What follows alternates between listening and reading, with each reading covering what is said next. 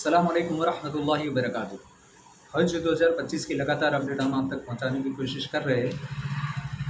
आप हमारे ग्रुप के अंदर न जुड़े हो अभी तक तो नीचे डिस्क्रिप्शन के अंदर लिंक से जुड़ जाइए ताकि आपको हर अपडेट हज 2025 की मिलती रहे हज के जाने तक।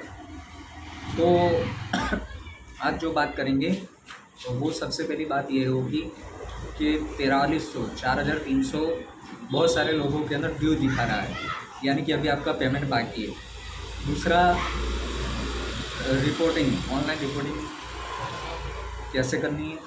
इसके बाद पासपोर्ट आपको हज कमेटी कब देगी। इन पहलू के ऊपर हम बात करने की कोशिश करेंगे।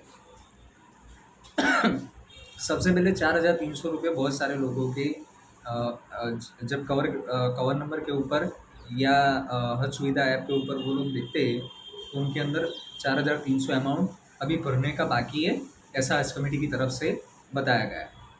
तो हज कमेटी की तरफ से अभी अनाउंसमेंट हुआ है कि जो 4300 का अमाउंट जो है वो हज कमेटी की तरफ से जो लोगों ने कैंसिल करवाया है, सपोज़ एक कवर के अंदर 4 लोग थे, किसी का इंतकाल हो गया या किसी को फिटनेस की वजह से वो नहीं जा सकता, उसकी बीमारी, इसका मर्ज बढ़ा हुआ है जिसकी वजह से उन्होंने कैंसिल करवाया, तो पर पर्सन के हिसाब से 4300 रुपये हज कमेटी की तरफ से आपको देने पड़ेंगे। वो अमाउंट वो लोगों के अंदर दिखा रहा है जिनको कैंसिल किया है, बाकी किसी के अंदर नहीं दिखा रहा है। दूसरा है reporting, online reporting. Online reporting इसलिए करनी है कि आपको आसानी रहे कि हज कमेटी को भी पता चल जाए कि हाजी को जाना फिक्स है, तो इसलिए ऑनलाइन रिपोर्टिंग कर देनी है। ऑनलाइन रिपोर्टिंग कर देंगे तो आप हज हाउस जाओगे, तो हज हाउस जाने के बाद सिर्फ आपको पासपोर्ट, वीज़ा और जो डॉक्यूमेंट और जो ब्रेसलेट वगैरह हज कमेटी की तरफ से वहाँ से देंगे, सिर्फ उसी को ही आपको कलेक्ट करना है। इस बात को आज ही याद रखें। तो ऑनलाइन रिपोर्टिंग हज कमेटी की तरफ से जल्द ही शुरू कर दी जाएंगी, तो ऑनलाइन रिपोर्टिंग कर देंगे तो ये आसानी रहेगी। अब पासपोर्ट की बारी है। पासपोर्ट, डॉक्यूमेंट वगैरह जो आपने सबसे पहले दिए हैं वो हज कमेटी की तरफ से कब देंगे, ये भी हाजियों के सवाल आते हैं। तो सपोज समझ लो कि बहुत सारे हाजियों की डेट आना शुरू हो गई है और बहुत सारे हाजियों की अभी तक डेट नहीं आई है। खासकर यूपी से जो ये हज कमेटी का शेड्यूल बनता है फ्लाइट का, वो ज़्यादातर इसके अंदर, तो ये फ़्लाइट शेड्यूल जो है वो स्टेट हज कमेटी की तरफ से बनता है। तो बहुत सारी जगह से फ़्लाइट शेड्यूल आ चुका है, बहुत सारी जगह से अभी तक फ़्लाइट शेड्यूल नहीं आया है। हाजी हमसे ये भी सवाल कर रहे हैं कि हमें अभी तक फ़्लाइट शेड्यूल नहीं मिला है। तो इंशाल्लाह जल्द से जल्द जिन जगहों से बाकी है वो जगहों से इंशाल्लाह जल्द से जल्द आ जाएगा। तो इसके अलावा बहुत सारी जगह से डेट भी नहीं आई है, पहले फ़ेज़ के अंदर जाने वाले हैं हाजी, उनकी डेट नहीं आई है। और बहुत सारी जगह दूसरे फ़ेज़ के अंदर जाने वाले को भी डेट आ चुकी है। मुझे एक साथी का फ़ोन आया था, उनको 21 मई गालिबन रिपोर्टिंग डेट मिली है। झारखंड से फ़ोन आया था।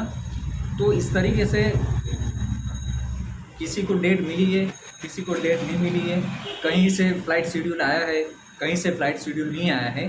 तो इस तरीके से हाजी थोड़ा सब्र के साथ इंतज़ार करें, इंशाल्लाह आ जाएगा।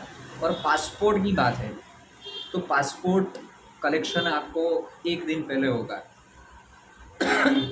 सपोज समझ लो आपकी तारीख है 29 अप्रैल, तो आपको 28 अप्रैल को हज हाउस, अपना स्टेट हज हाउस है, जैसे कि सपोज समझ लो कि महाराष्ट्र से है हाजी और उनको मुंबई एम्बार्केशन पॉइंट से जाना है, तो वो हाजी महाराष्ट्र स्टेट हज कमेटी के अंदर जाकर अपना पासपोर्ट कलेक्ट कर सकता है।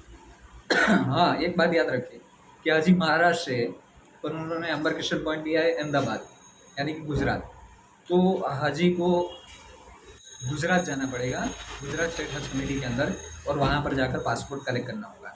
अब बात है पासपोर्ट कलेक्ट करने के लिए कौन जाएगा। बहुत सारा कन्फ्यूज़न ये रहता है कि पासपोर्ट कलेक्शन के लिए खुद को ही जाना पड़ेगा। ऐसी एक चर्चा चलती है कि सपोज समझ लो एक ग्रुप के अंदर 4 है तो चारों को जाना पड़ेगा, ऐसा नहीं है।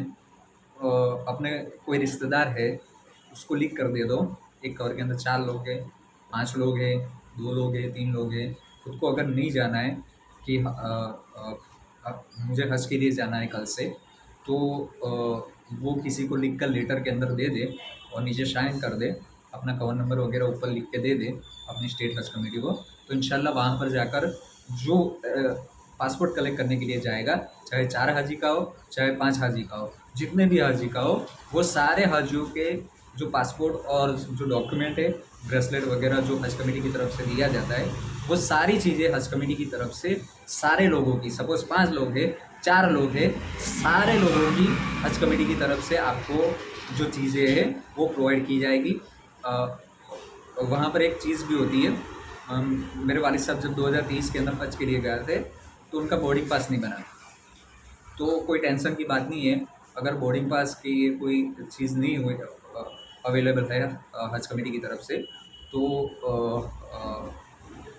दूसरे दिन जब एयरपोर्ट के ऊपर भी वो लोग प्रोवाइड कर देते हैं। तो ऐसा कोई है तो कोई मसला नहीं है, तो वहाँ पर साथियों से बहस ना करें। अस्सलाम वालेकुम वरहमतुल्लाहि वबरकातुहू।